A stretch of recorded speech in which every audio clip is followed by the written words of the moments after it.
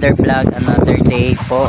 So ngayon nasa fish pond po kami ng kaibigan po namin na parents. Pero anyway, ang vlog po natin ngayon guys is nag-order ako ng parcel po sa Facebook. Well, sad to say, tulad ng ibang nagaano ng parcel po, may mga times kasi na ang in-expect po natin na item is hindi yung sa actual. So ito ang nangyari sa amin. Nag-ano kami, ipopost namin dyan mamaya yung seller po, pero hindi ko alam kung ang dami pa niyang sinabi na ang dami pa niyang sinabi na legit sila, napakaganda daw yung mga orders nila, yung orders madama, ganda daw yung mga feedbacks. Then sad to say mga guys, dyan sa video na yan yung parcel mismo na receive namin, napakadugyot it cost me 3,250, napakamahal mga guys. Tapos sabi nila is 45 kilos, pero ang nangyari kasi pagtimbang po namin, nandyan din sa video, is 19 kilos lang o mahigit, malapit ng 20. So grabe, lugi na lugi mga guys. So bago lang kami nag-decide ng partner ko na mag-start ng ukay-ukay online selling. So it's a bad experience. First time po ba namin na nag-buy po ng bill po ukay-ukay. Pero sad to say mga guys, scam na naman. Ang hirap kasi magtiwala So again, sa lahat na mag-start ng ukay-ukay business or live selling po, advice ko lang po, check the reviews. Actually yung pina-check po namin ng reviews, napakaganda po ng reviews So I don't know, they told me ba madami pa silang sinasatsat nga sinasabi na pag hindi daw RTS daw daw na kung hindi daw ma-claim yung bill po kasi 45 kilos, ang babayarin is 600 po. So sa actual sila pala ang bugo seller po. So ipopost ko na lang dito agad yung dyan po, ipopost ko yung seller, tapos papadala ka, ko din yung actually on the process pa po na ipapabalik po namin sa seller, isi-send back. Tagal kasi nila, ipapick up ko ulit sa GNT. So again mga guys, as first time na nagde-decide na mag-ukay, it's our lesson na dapat hindi magtiwala po kung sino-sino po. So ngayon lang, so sana seller, ikaw seller po, wag po kayo magaganon ng mga clients niyo o customer, kasi ang hirap maghanap ng pangkapital Yung sa akin is yung sa akin is utang lang. So sana po seller, wag kayo maganyan. Okay? So God bless everyone and have a great day onward. Mga guys, yan ang ibig kong sabihin. Kayo na lang po mag-judge mga guys. Budol na naman. Napakamahal pa, napaka-stricto pa nila. Tapos napakamahal, sigurista pa. Ayun. Ang dami nilang pero lahat yan guys, walang totoo. Yung pa-previous nila, wala akong natanggap. Kahit yung sabi na pang mannequin po. Ayun. So kayo na lang mag-judge po mga guys. Ako pa sa inyo, wag na kayong sa seller na to. Nabudol kami. Nabudol talaga. Yung sabi nila is 45 kilos, ang dumating is 19 kilos. Ang sabi nila sealed pero repack pala. So hirap magtiwala mga guys. Kayo na lang po ang mag-judge nito. Kung yan po ang conversation po namin dyan. Yan po ang combo po mga guys. Yan po ang combo namin. Yung mga pictures, yung mga bali. Hanggang dumating po kami sa ano, na ibabalik na po yung ano, yung ayan, reviews po yan. Na hindi naman totoo.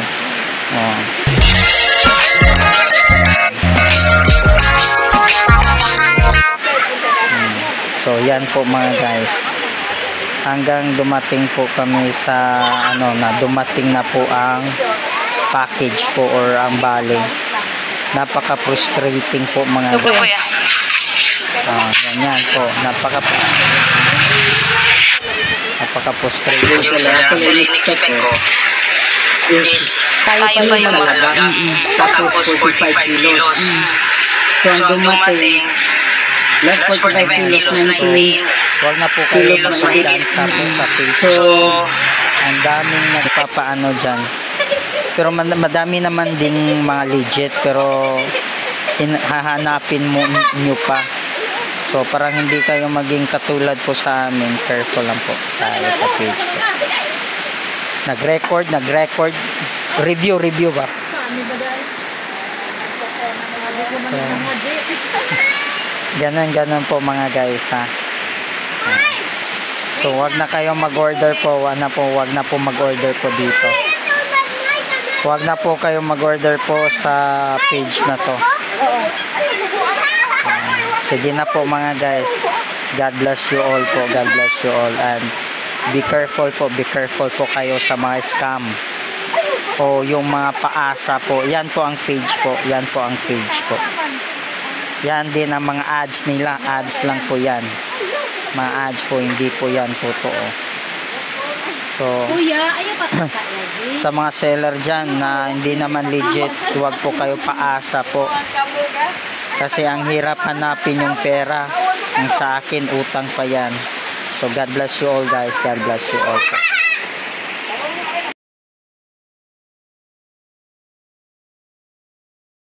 Sana ko yan? Kita kalalayan. Si Ayon? O, Ayon. Asang sila pa yung?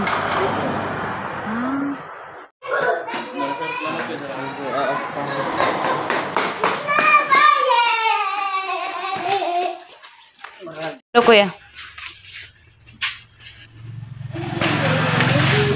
Hawa niya. Hawa, kuya.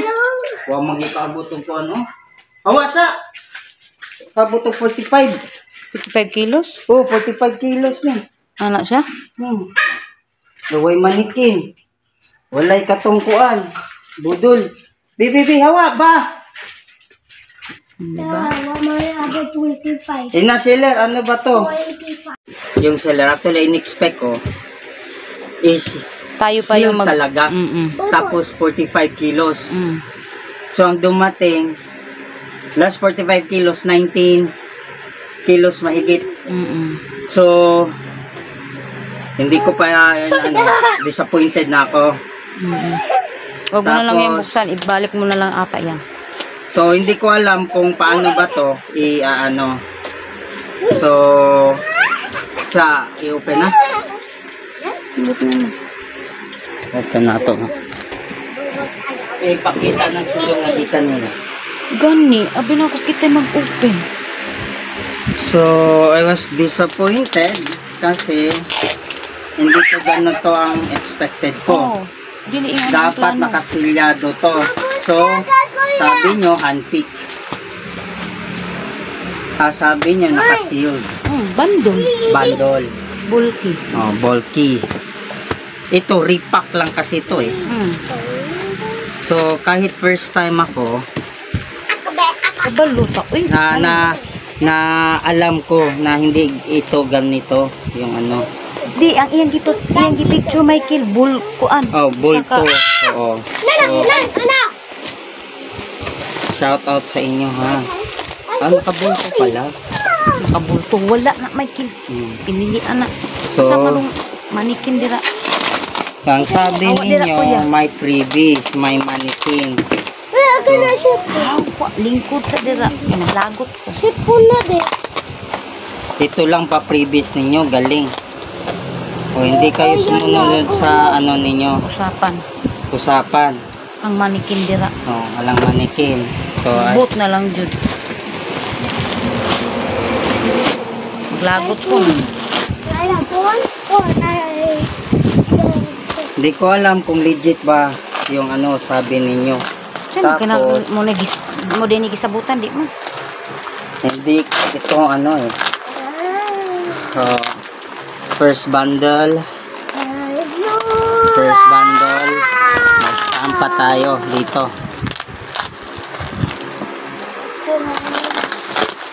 Pwede na lang ka nagkuan sa Panakop kuya.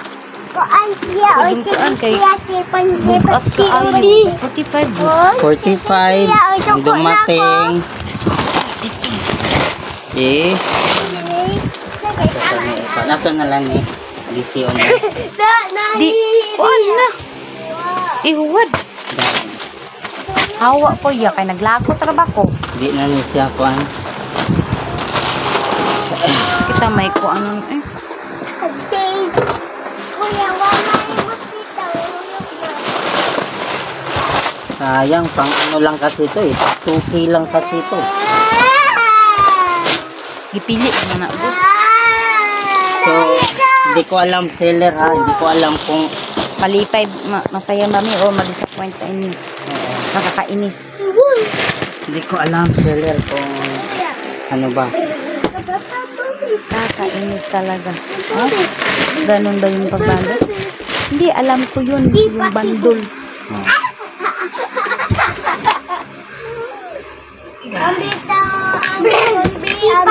Saan yung manikin? Nasaan yung manikin dito?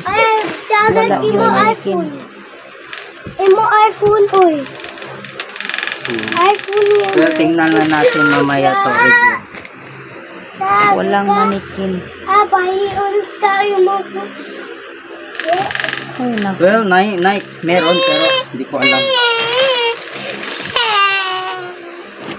Oh, Yun, pambata. pang kids pero hindi naman to pang kids eh. Nagsabi pa lang kayo ay hindi ko na nag-order eh. Ay, my God. Hindi ko na alam kung mababawi ko ba. Polo Sport, mayroong Polo Sport. Grabe kayo seller ah. Napakadumi. Napakadumi, napakadugyot. Hindi naman pambata. Ay, naku. Walang pang bata dito eh. Mo na kids wear ninyo? Ay, naku. Ano na to? Iwan ko sa inyo. Meron bang ganito? First bundle ko Sabi pa niyo, na bawal ano na. scam. Kayo lang pala mang scam. Oh. Ibabundle ko to ulit mga ano. Ibabundle ko to ulit kasi wala akong mapili eh. Kaya, Tapos kung mag-video nito, isi-send ko sa inyo ang dugyot. Open na. Tapos hindi ano, hindi pa oh, ano ba to? Basahan. Imo na iPhone din. Ako ni iPhone. Puma, Oy, ako na iPhone. padugyot. Hindi ako iPhone. Katubig Bato. sipon. Hindi ako huwag mo nang nasayang. tapusin, Michael. Ang pangit. Hindi ko nasayang. Mamaya na lang pagbalik ko. Huwag mo. As in, Sa ulit mo na yan. Nike noon oh. Hindi. Sabi pang kids. Nasaan yung pang kids dyan? Variety kasi ito eh. Ito, hindi naman to pang kids. Yan. No, tingal, pwede. Pang 12, 6 to 12. Pwede. Michael, balik mo na. Huwag na na. O, i-send na sa ano. Sa kwan. 19 kilos. O. Seller, tingnan nyo ha. O, tingnan nyo. 45 kilos. Ang dumating, 19 kilos lang. Oo. magamit. Ilang tayo naman siya magsento na upuan. Sige, ilak na ni Bek. Ako pa'y magbitbitan.